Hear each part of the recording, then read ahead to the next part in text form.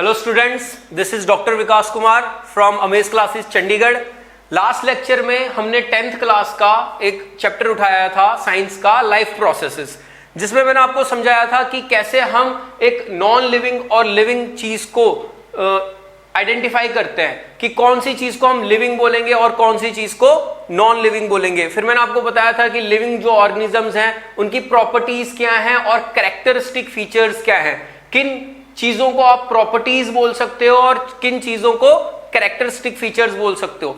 ठीक है, अगर आपने ये लेक्चर सुना है वेल एंड गुड, हम आगे बढ़ते हैं आज। और अगर नहीं सुना तो सबसे पहले आप जो लास्ट लेक्चर है हमारा ये वाला देखिए। ठीक है, तो आज स्टार्ट करते हैं हम लाइफ प्रोसेसेस में। उसी में हमारा अगला टॉपिक है न्यूट्रिशन। डन।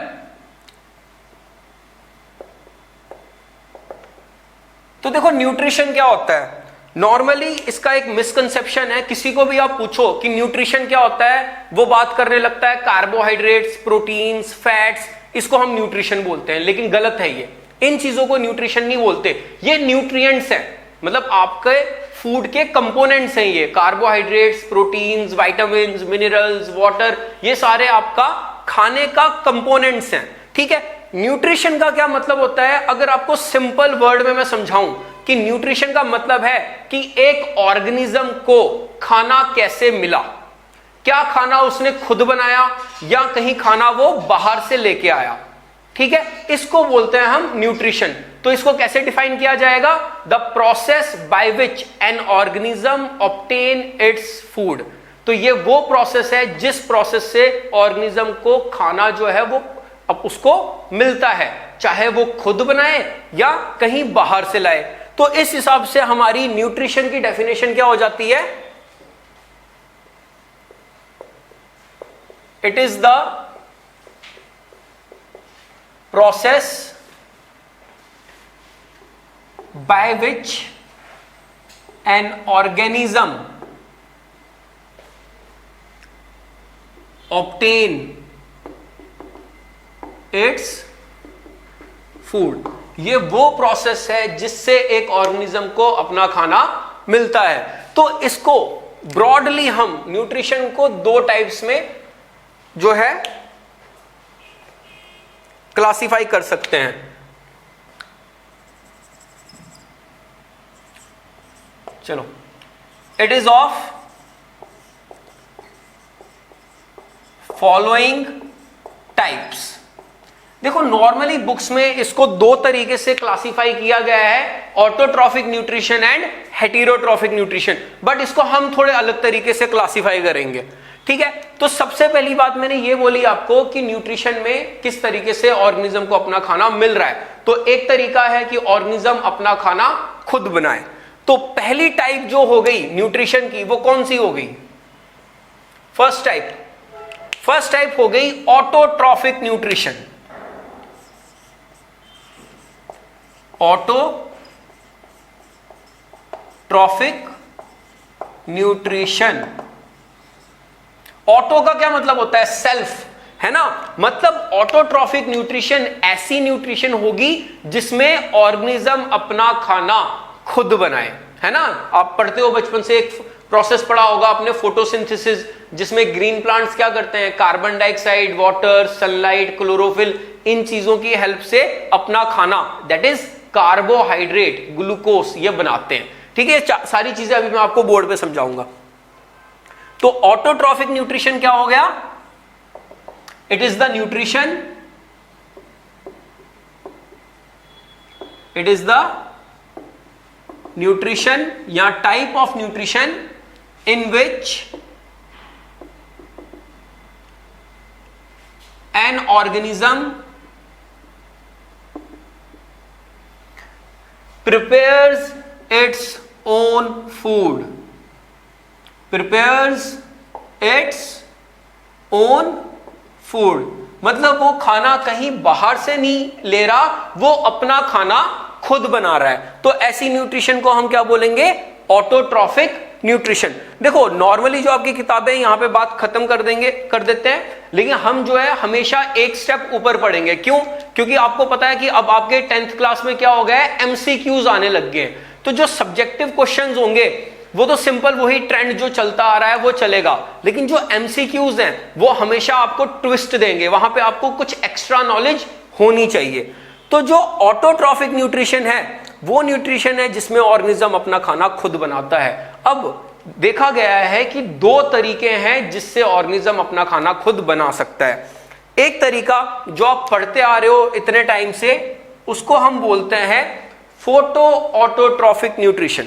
तो ऑटोट्रॉफिक न्यूट्रिशन जो है it is of two types,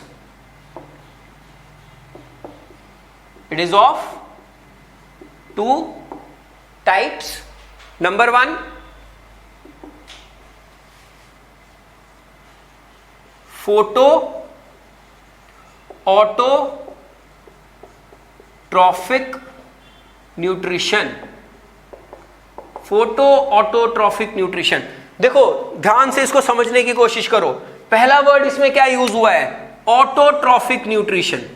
autotrophic nutrition मतलब अपना खाना खुद बना रहा है। दूसरी बात क्या इसमें वर्ड यूज हो रहा है? फोटो। फोटो का मतलब लाइट।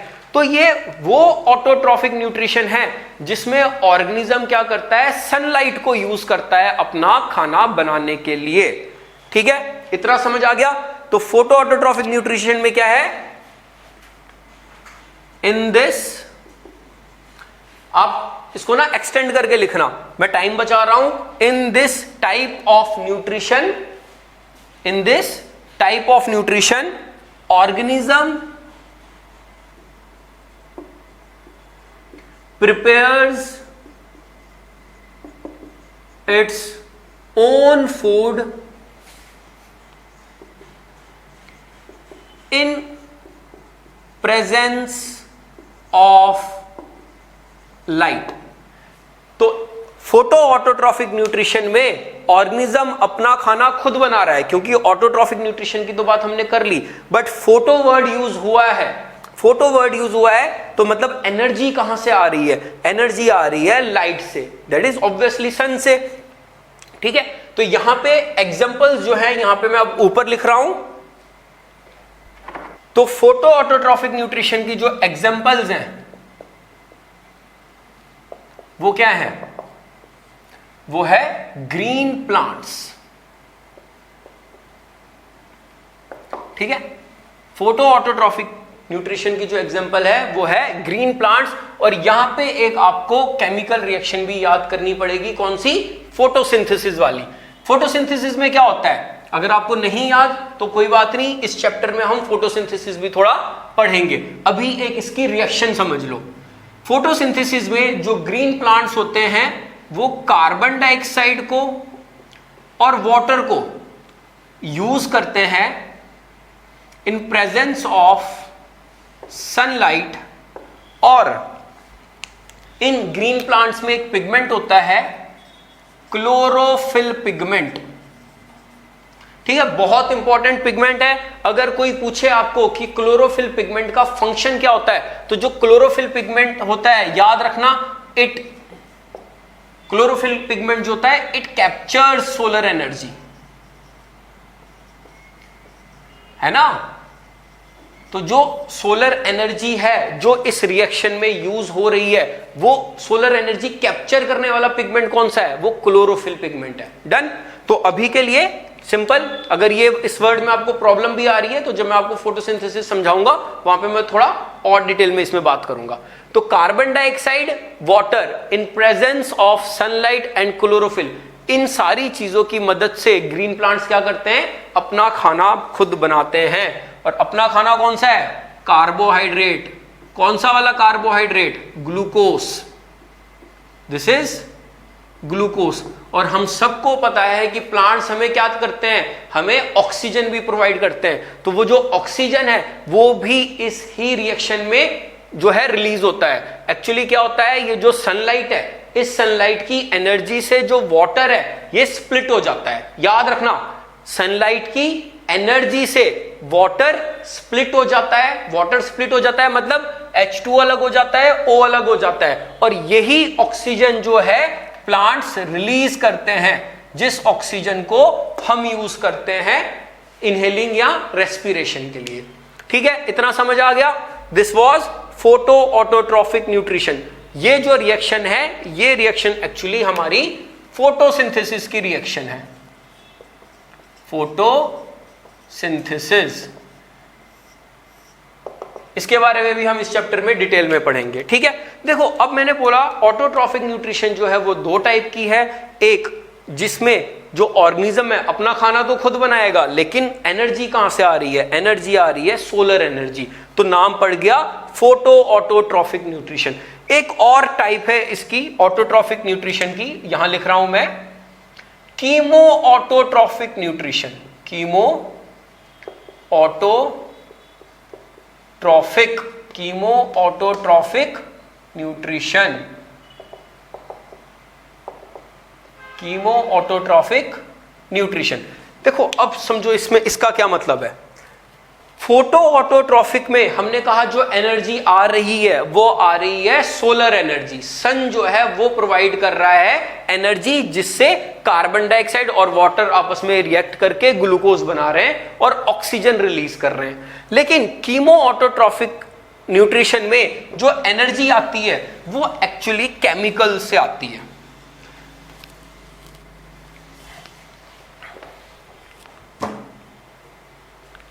देखो तो कीमो ऑटोट्रॉफिक न्यूट्रिशन में here organism uses energy of some chemicals to prepare their own food.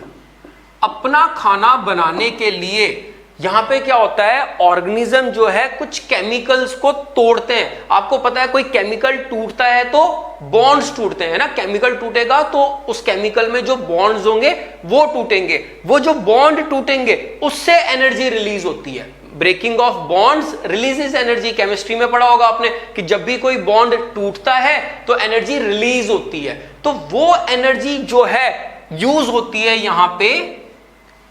Example इसकी जैसे हमने फोटो ऑटोट्रॉफिक न्यूट्रिशन की जो है रिएक्शन ये की थी, कीमो ऑटोट्रॉफिक न्यूट्रिशन की रिएक्शन क्या है, कार्बन डाइऑक्साइड जो है हाइड्रोजन सल्फाइड की प्रेजेंस में और ऑक्सीजन की प्रेजेंस में जो है खाना बनाता है, मतलब C6H12O6 बनाता है, और यहां पे कुछ वाटर रिलीज होता है और यहां पे सॉलिड सल्फर भी रिलीज होता है। सॉलिड सल्फर मतलब सल्फर के पार्टिकल्स भी रिलीज होते हैं। तो इसमें देखो क्या हुआ है, यहां पे कोई सोलर एनर्जी नहीं आई है, यहां पे ये जो हाइड्रोजन सल्फाइड है ये टूटा है, हाइड्रोजन सल्फाइड जो है वो टूटा है, और हाइड्रोजन जो है कुछ हाइड्रोजन जो है कार्बन डाइऑक्साइड के साथ चला गया और कार्बोहाइड्रेट फॉर्मेशन में हेल्प की, और कुछ हाइड्रोजन जो है ऑक्सीजन के साथ जाके वाटर रिलीज करवा रहा है, और जो बाकी यहां पे सल्फर बचा वो सॉलिड फॉर्म में यहां पे डिपॉजिट हो रहा है। ठीक है, तो ये रिएक्शन जो है ये है कीमो ऑटोट्रॉफिक न्यूट्रिशन की रिएक्शन। एग्जाम्पल कौन से ऑर्गेनिज्म ऐसी रिएक्शन करते हैं, एग्जाम्पल आप लिख सकते हो सल्फर बैक्टीरिया। ठीक है, देखो नॉर्मली जो आपकी बुक्स में सीधे दे रखा है कि न्यूट्रिशन क्या होता है, the process by which an organism obtain its food, फिर उन्होंने सीधे खत्म कर दिया है कि न्यूट्रिशन जो है दो टाइप की है, ऑटोट्रॉफिक और हेटेरोट्रॉफिक। उन्होंने आगे ये फोटो ऑटोट्रॉफिक और कीमो ऑटोट्रॉफिक न्यूट्रिशन की बात नहीं की, लेकिन ये चीजें इंपॉर्टेंट है। ये जो है आपको आगे आपके +1 में भी हेल्प करेगा, प्लस जो 10th में आपके MCQs आने वाले हैं वहां पे भी इसकी जो है काफी इंपॉर्टेंस है। ठीक है, तो ये हमारी पहली न्यूट्रिशन हो गई, कौन सी, ऑटोट्रॉफिक न्यूट्रिशन। सेकंड न्यूट्रिशन कौन सी है हमारी, सेकंड न्यूट्रिशन सबको पता है, एक होती है ऑटोट्रॉफिक न्यूट्रिशन, दूसरी न्यूट्रिशन कौन सी होती है,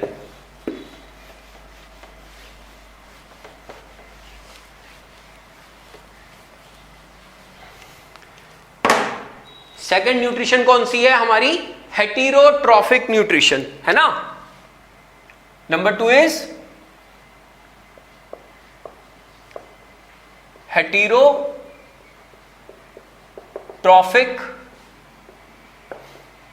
nutrition, heterotrophic nutrition.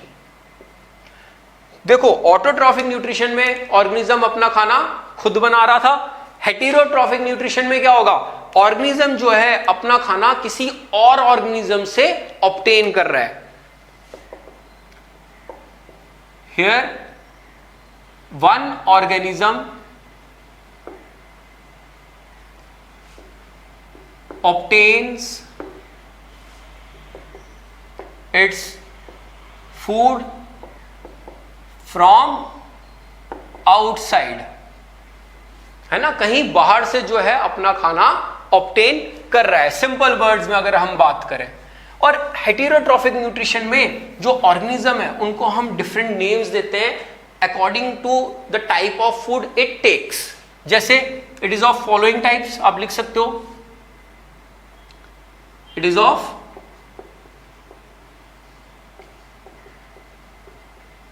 following types. Number 1, देखो organism is of following types. यहां पे हम ऑर्गेनिज्म को जो है अलग अलग नामों से बुला रहे हैं कि किस टाइप का खाना वो ऑब्टेन कर रहा है। Number 1 herbivorous, herbivorous. Number 2 is carnivorous and number 3 is omnivorous. ठीक है, इसको हम ज्यादा डिफाइन करने की जरूरत नहीं है। हर्बीवोरस क्या होता है, वो ऑर्गेनिज्म जो ग्रीन प्लांट्स या कोई प्लांट प्रोडक्ट को एज अ न्यूट्रिशन यूज करता है ना। कार्निवोरस जो फ्लैश ईटिंग एनिमल्स होते हैं उनको हम कार्निवोरस कहते हैं। जो हर्बीवोरस और कार्निवोरस बोथ हो उसके लिए हम ओमनिवोरस टर्म यूज करते हैं, मतलब जो प्लांट प्रोडक्ट्स और एनिमल्स दोनों पे फीड करे उसको हम ओमनिवोरस बोलते हैं। ठीक है, तो इसमें ज्यादा एक्सप्लेनेशन की जरूरत नहीं है। एग्जांपल्स आप दे सकते हो कि हर्बीवोरस कौन होते हैं। एग्जांपल जैसे काउ, हॉर्स, है ना, दीज आर हर्बीवोरस। कार्निवोरस की एग्जांपल्स कौन सी है, जैसे टाइगर, लायन। ओमनिवोरस की मतलब जो दोनों प्लांट प्रोडक्ट्स भी खाए और जो फ्लैश है, मीट जो है वो भी खाए, तो ओमनिवोरस की एग्जांपल क्या आ जाएगी, हम हैं, we are omnivorous. Dog omnivorous, cat omnivorous. ठीक है, तो ये सारे ओमनिवोरस, ये ओमनिवोरस आ गए, कार्निवोरस और हर्बीवोरस। ये हो गई हमारी दो टाइप की न्यूट्रिशन, कौन सी, ऑटोट्रॉफिक एंड हेटेरोट्रॉफिक न्यूट्रिशन। अब हम इसके बाद जो न्यूट्रिशंस करने वाले हैं वो काफी इंटरेस्टिंग न्यूट्रिशंस हैं, आपके लिए नई भी हैं, तो इसको थोड़ा और ध्यान से समझना आप। चलो, ऑटोट्रॉफिक न्यूट्रिशन, हेटेरोट्रॉफिक न्यूट्रिशन। अब हमारी जो थर्ड टाइप की न्यूट्रिशन है वो है सेप्रोफिटिक न्यूट्रिशन। सेप्रोफिटिक न्यूट्रिशन, देखो सेप्रोफिटिक न्यूट्रिशन क्या है, ये थोड़ी अलग टाइप की न्यूट्रिशन है। इसमें इसको हम डिफाइन कैसे करते हैं, सबसे पहली बात, saprophytic nutrition is that type of nutrition, it is that type of nutrition in which organism feeds on dead and decaying organic matter. Saprophytic nutrition is that type of nutrition in which organism feeds on dead and decaying organic matter. आपकी हर एक किताब में जो है ये definition लिखी है, किसी भी किताब में चेक कर लेना। एक यहाँ पे कमी है, क्या, the digestion in this nutrition, in this nutrition digestion takes place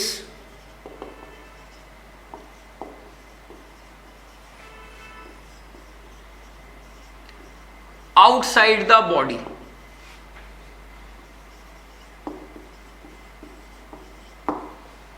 ठीक है, देखो सेप्रोफिटिक न्यूट्रिशन क्या है, इसकी जो बेस्ट एग्जांपल है, जो बेस्ट एग्जांपल है सेप्रोफिटिक न्यूट्रिशन की। जो ऑर्गेनिजम्स सेप्रोफिटिक न्यूट्रिशन शो करते हैं वो है फंगस। वो क्या है? फंगस। तो देखो फंगस में क्या होता है, फंगस जो है कोई भी लिविंग मैटर, कोई सड़ रहा हो, गल रहा हो, उस पे फंगस ग्रो करता है। किसी भी सड़े हुए, गले हुए ऑर्गेनिक मैटर पे, ऑर्गेनिक मैटर कोई भी प्लांट का डेड पार्ट पड़ा है, कोई एनिमल का डेड पार्ट पड़ा है, उसके ऊपर फंगस ग्रो करता है। तो फंगस न्यूट्रिशन कहां से ले रहा है? फंगस कोई प्लांट को खा नहीं रहा, फंगस कोई एनिमल को खा नहीं रहा, फंगस अपना खाना खुद नहीं बना रहा, मतलब वो ऑटोट्रॉफिक भी नहीं है, वो हेटेरोट्रॉफिक भी नहीं है। इसकी न्यूट्रिशन कुछ अलग है। कैसी? कि कोई सड़े हुए, गले हुए ऑर्गेनिक मैटर पे फंगस ग्रो कर रहा है और उस सड़े गले ऑर्गेनिक मैटर से अपनी न्यूट्रिशन डिराइव कर रहा है। पहली बात।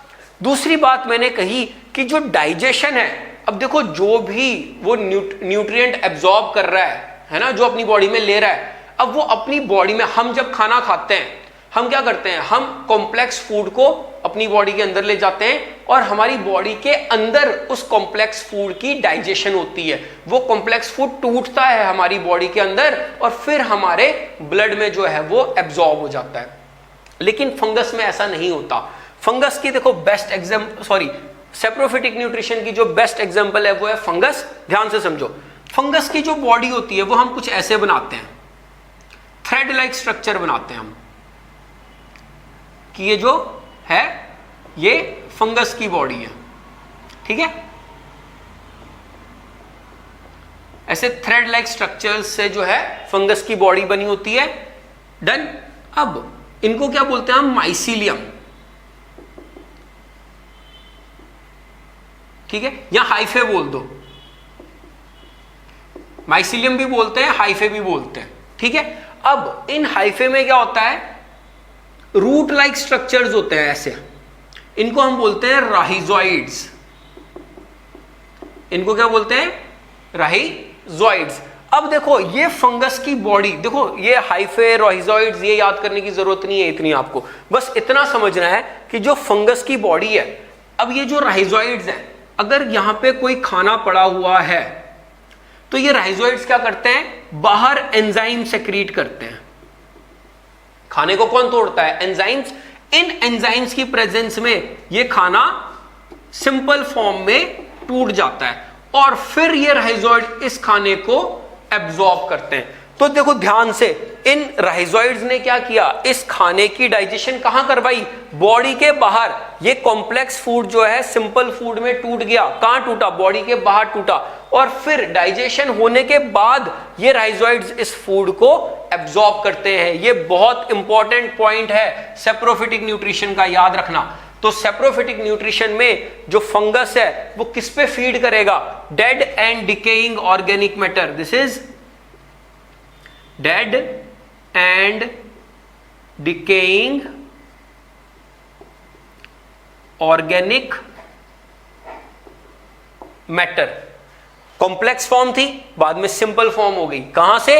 इन राहिजोइड्स ने एंजाइम सेक्रीट किए और फिर ये सिंपल फॉर्म जो है राहिजोइड्स जो है अपनी बॉडी में एब्जॉर्ब करवा लेते हैं। तो दिस इज सेप्रोफिटिक न्यूट्रिशन। क्या दो पॉइंट्स याद रखने कि organism feeds on dead and decaying organic matter और जो डाइजेशन है it takes place outside the body of organism. Best example क्या है? फंगस। तो ये हो गया हमारा autotrophic nutrition, heterotrophic nutrition and saprophytic nutrition. ठीक है, इतना समझ आ गया। अब जो अगला है हमारा वो है सिम्बियोटिक न्यूट्रिशन। बहुत प्यारी सी यहां पे आपको इंफॉर्मेशन मैं दूंगा, ध्यान से समझिए। ओके स्टूडेंट्स, तो ऑटोट्रॉफिक, हेटेरोट्रॉफिक और सेप्रोफिटिक न्यूट्रिशन के बाद जो अगली टाइप है हमारी वो है सिम्बियोटिक न्यूट्रिशन। अगली क्या है? Symbiotic nutrition. देखो इस टाइप की न्यूट्रिशन में क्या होता है? दो ऑर्गेनिजम्स जो हैं एक दूसरे के साथ रहते हैं। दो डिफरेंट ऑर्गेनिजम्स एक दूसरे के साथ रहते हैं और दोनों ऑर्गेनिज्म को कोई ना कोई फायदा होता है। ठीक है, दो ऑर्गेनिजम्स एक दूसरे के साथ रहते हैं, दोनों को एक दूसरे से फायदा मिलता है, और इंडिविजुअली अलग अलग नॉर्मली ये ऑर्गेनिजम्स सरवाइव नहीं कर पाते एनवायरनमेंट में। मतलब एक ऑर्गेनिज्म को जिंदा रहने के लिए दूसरे ऑर्गेनिज्म की जरूरत है, इस ऑर्गेनिज्म को जिंदा रहने के लिए इस ऑर्गेनिज्म की जरूरत है। ऐसी न्यूट्रिशन को हम बोलते हैं सिम्बियोटिक न्यूट्रिशन। तो इसको कैसे हम डिफाइन करेंगे? It is that type of nutrition in which to organisms live together and both the organisms get benefit. ठीक है, in this type of nutrition, two organisms live together in a close association, लिख सकते हैं हम, but इतना जरूरी नहीं है, इतना भी काफी है। Two organisms live together and both gets benefit।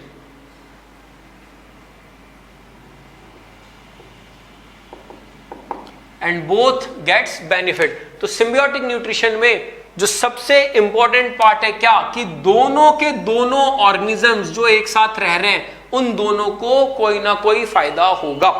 ठीक है, अब क्या फायदा होगा वो उसके लिए हमें कुछ एग्जांपल्स लेनी पड़ेगी सिम्बियोटिक न्यूट्रिशन की, ध्यान से समझना।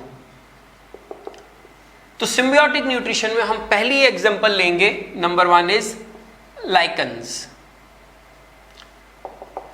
तो देखो लाइकन्स क्या है, it is a symbiotic association between algae and fungus. ठीक है, एक हमारे प्रोफेसर हुआ करते थे, वो लाइकन्स को ऐसे समझाते थे हमें कि एक एल्गी थी दीवानी सी, एक फंगस पे वो मरती थी। ठीक है, तो देखो इसका मतलब क्या निकल रहा है कि लाइकन्स जो है एक सिम्बियोटिक एसोसिएशन है, it is a symbiotic association between. ठीक है, तो समझ आ गया आपको लाइकन क्या है? It is a symbiotic association between algae and fungus. तो देखो एल्गी क्या है, एल्गी फोटोसिंथेसिस करते हैं, फोटोसिंथेसिस करते हैं, मतलब एल्गी अपना खाना खुद बनाते हैं। और फंगस का अभी अभी आपको मैंने समझाया, फंगस जो है वो सेप्रोफिटिक ऑर्गेनिज्म है, अपना खाना खुद नहीं बनाते। तो algae performs photosynthesis, so prepares its own food and provide nutrition to fungus. Algae जो है अपना खाना बनाएगा और खाना किसको देगा? खुद तो खाएगा ही खाएगा, फंगस को भी न्यूट्रिशन प्रोवाइड करता है। ठीक है, ये तो हो गया कि फंगस को क्या प्रॉफिट हो रहा है। ठीक है, हमें पता चल गया फंगस को खाना मिल रहा है। एल्गी को क्या मिल रहा है? देखो एल्गी की जो बॉडी होती है वो काफी डेलिकेट बॉडी होती है ना। एल्गी की जो बॉडी है काफी डेलिकेट होती है। तो एल्गी जो है फंगस के साथ रहती है और फंगस जो है एल्गी को शेल्टर प्रोवाइड करता है। तो फंगस का क्या काम है? Provides shelter to algae. समझ आ गया आपको? तो लाइकन्स में it is a symbiotic association between algae and fungus in which algae provides nutrition to fungus and fungus provides shelter to algae. देखो इस एसोसिएशन में क्या हो रहा है, दोनों को फायदा हो रहा है ना, एल्गी को शेल्टर मिल रहा है, फंगस को खाना मिल रहा है। तो इसको कहते हैं हम सिम्बियोटिक एसोसिएशन। एक एग्जांपल मैं आपको यहां पे और करवाऊंगा, वैसे तो 2 एग्जांपल्स और हैं, आप नाम सुन लो, बस उसको ऊपर ऊपर से थोड़ा बहुत याद करना।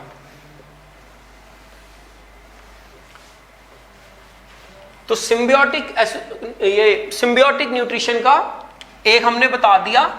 नंबर 2 इज माइकोराइजा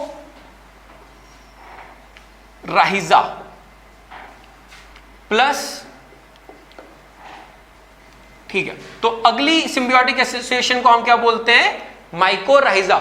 जैसे फर्स्ट सिम्बियोटिक एसोसिएशन एक मैंने आपको बताई लाइकन्स, अब दूसरी सिम्बियोटिक एसोसिएशन कौन सी बता रहा हूं मैं आपको, माइकोराइजा। तो ये भी किसी दो ऑर्गेनिजम्स के बीच की सिम्बियोटिक एसोसिएशन होगी। कौन कौन सी, तो देखो शॉर्टकट में लिख रहा हूं यहां पे, माइकोराइजा जो है एक सिम्बियोटिक एसोसिएशन है between fungus plus roots of higher plants.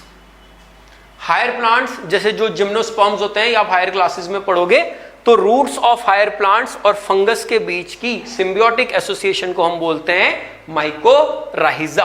अब इसमें देखो किसको क्या फायदा हो रहा है, जो रूट्स ऑफ हायर प्लांट है they provide shelter to fungus, fungus को रहने की जगह मिल गई, न्यूट्रिशन वगैरह भी मिलती है। और फंगस क्या करता है, हेल्प्स इन वाटर एब्जॉर्प्शन, तो पानी की एब्जॉर्प्शन जो है फंगस ज्यादा करवाता है। यहां तक देखा गया है कि अगर इन हायर प्लांट्स की रूट में, कुछ हायर प्लांट्स की रूट में ये फंगस ना रहते हो तो वो हायर प्लांट्स प्रॉपरली ग्रो नहीं कर पाते। क्यों, क्योंकि जो फंगस जितना उनको पानी चाहिए होगा, अगर फंगस नहीं होगा तो उतनी वाटर की क्वांटिटी भी आपको नहीं मिलेगी। समझ आ गया, तो ये हो गया हमारा सिम्बियोटिक न्यूट्रिशन। इसके बाद एक और है राइजोबियम बैक्टीरिया और लेगुमिनस प्लांट्स के बीच में, वो आप हायर क्लासेस में समझना। और अगर आपको वो वाली भी सिम्बियोटिक एसोसिएशन समझनी है तो प्लीज आप हमें मैसेज कर देना। ये हो गई symbiotic nutrition. Autotrophic nutrition, autotrophic nutrition, heterotrophic nutrition, saprophytic nutrition and symbiotic nutrition. अब जो फाइनली हमारी बची है वो है पैरासिटिक न्यूट्रिशन। पैरासिटिक न्यूट्रिशन, तो पैरासिटिक न्यूट्रिशन में क्या होगा, एक ऑर्गेनिज्म जो है दूसरे ऑर्गेनिज्म से अपनी न्यूट्रिशन डिराइव करेगा। इसमें अलग क्या है, इसमें अलग ये है कि यहां पे एक ऑर्गेनिज्म को फायदा होता है क्योंकि वो दूसरे ऑर्गेनिज्म से न्यूट्रिशन ले रहा है, लेकिन जो दूसरा ऑर्गेनिज्म है उसको नुकसान हो रहा है। तो ऐसी न्यूट्रिशन जिसमें एक ऑर्गेनिज्म को फायदा हो, एक ऑर्गेनिज्म को नुकसान हो, ऐसी न्यूट्रिशन को हम बोलते हैं पैरासिटिक न्यूट्रिशन। तो in this type of nutrition, in this nutrition one organism gets benefit and the other organism gets harmed। ठीक है, जिसको फायदा हो रहा है उसको बोलते हैं हम पैरासाइट। पैरासाइट, तो पैरासाइट क्या है, गेट्स बेनिफिट, और दूसरा जो है वो है होस्ट। होस्ट का मतलब जिसको नुकसान हो रहा हो, गेट्स हार्म्ड। ठीक है, इतना समझ आ गया। अब इसकी कोई एग्जांपल ले लो। देखो इसको पैरासिटिक न्यूट्रिशन को या पैरासाइट को भी हम दो टाइप में क्लासिफाई कर सकते हैं। ठीक है, पैरासाइट को भी हम दो टाइप्स में क्लासिफाई कर सकते हैं, एक्टोपैरासाइट। एक्टोपैरासाइट क्या होता है, एक्टो का मतलब ऊपर, पैरासाइट मतलब जो किसी और ऑर्गेनिज्म से अपनी न्यूट्रिशन ले रहा हो। ठीक है, इतना समझ आ गया, एक्टोपैरासाइट। तो एक्टोपैरासाइट मतलब जो दूसरे ऑर्गेनिज्म की बॉडी सरफेस के ऊपर रहता हो, है ना, जो दूसरे ऑर्गेनिज्म की बॉडी सरफेस के ऊपर रहता हो उसको बोलेंगे एक्टोपैरासाइट। और कुछ ऐसे पैरासाइट्स होते हैं जो दूसरे ऑर्गेनिज्म की बॉडी के अंदर हों, उनको बोलेंगे हम एंडोपैरासाइट। तो एक्टोपैरासाइट आपको समझ आ गया, जो ऊपर रहते हो। एग्जांपल्स जैसे लीच, लीच जो है एक्टोपैरासाइट है। ठीक है, it is a blood sucking ectoparasite, ये जो दूसरे ऑर्गेनिज्म की बॉडी सरफेस है उसके ऊपर चिपक जाता है और वहां से जो खून है वो चूसता रहता है। तो देखो लीच को तो फायदा हो रहा है इसलिए ये पैरासाइट है, और जिस ऑर्गेनिज्म से खून चूस रहा होगा उसको हम बोलेंगे होस्ट, उसका नुकसान हो रहा है। और एक और बोला मैंने आपको